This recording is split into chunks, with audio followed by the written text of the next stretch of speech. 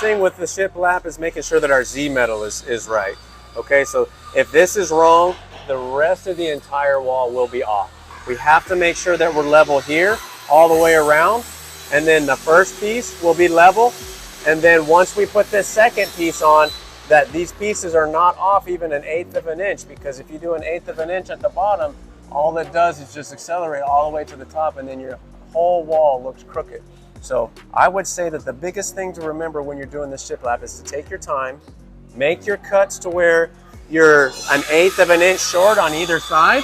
From the brick mold to that one over there, 1/8 of an inch will give us a 1/16 on either side. We know that wood expands and contracts with the weather, so we don't want this to bow and to come off. So we want a little bit of spacing there at the end, and then we want to make sure that these are absolutely level, especially at the bottom, so that we can be perfect all the way to the top, and it really makes a nice, smooth finish.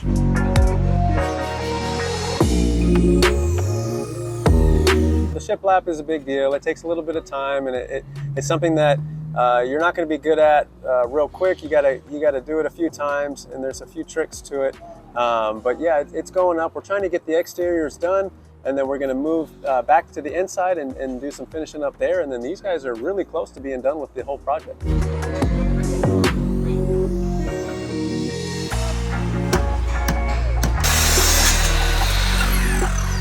You got to be good with your saw. That takes time. It takes a number of cuts. You can only teach so much, but then they have to get that muscle memory. They have to try it out. They have to make those mistakes, and then and get better at it. So with the shiplap, making sure that it stays level all the way up is a big deal. A lot of times if you get it too tight between the brick mold there, that it'll stick up on one side and you don't notice until you get 3 or 4 rungs up. So you gotta make sure that each one that you put in there is nice and level, that it's 6 3/4 in between the top and the bottom, and that's something that they learn and they get better at, and it just takes experience to do.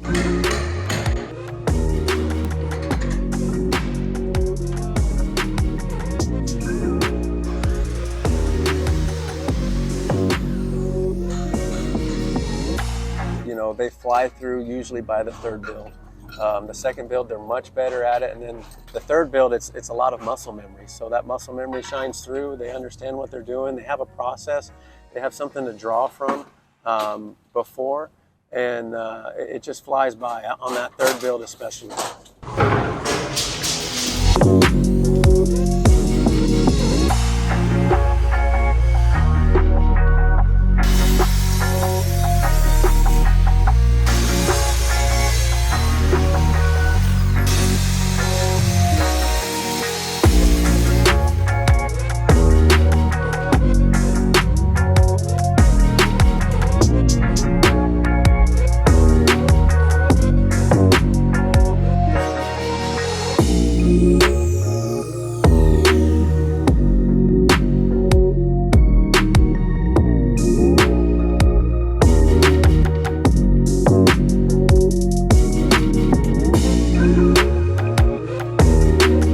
So with a project this big, the struggle has been is making sure that everybody uses the leftover pieces first and doesn't go to another big, large piece. And this is on any construction site. You want to make sure that you use all material available.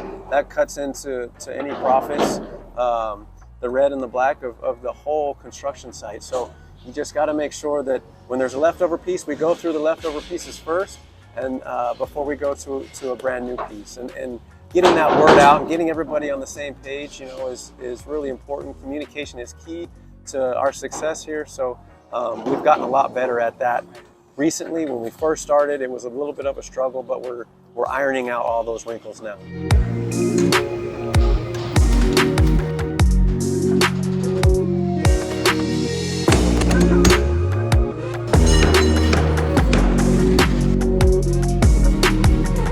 That's very important. They got to talk. They got to, and that's something that isn't common knowledge to everybody. Maybe that's not something that they're used to, but they have to work together. They have to talk to one another. They have to let each other know that it's right and that they're good and that the spacing is correct before they put that brad nail in, so that they're not tearing it off and wasting time and inevitably wasting material as well when you have to pull that off. So yeah, it's very important, the communication part of it.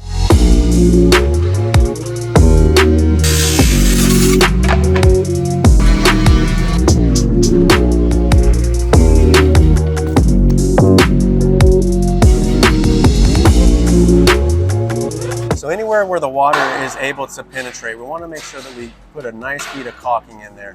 And what that's going to do is it's going to allow for everything to run off. This has a 1-inch overlap on the shiplap, so this water should run down and come off of the Z metal and come over the corrugated tin.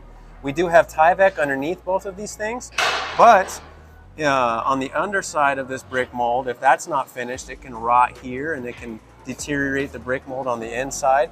Also, if there's any holes in the Tyvek, the water can get in behind there and ruin all the sheeting on the inside. So we really got to make sure that we make this really weatherproof on the sides, and make sure that around our windows and our doors and the sides where the brick mold and the shiplap come together, all of that has a really good bead of caulk on there.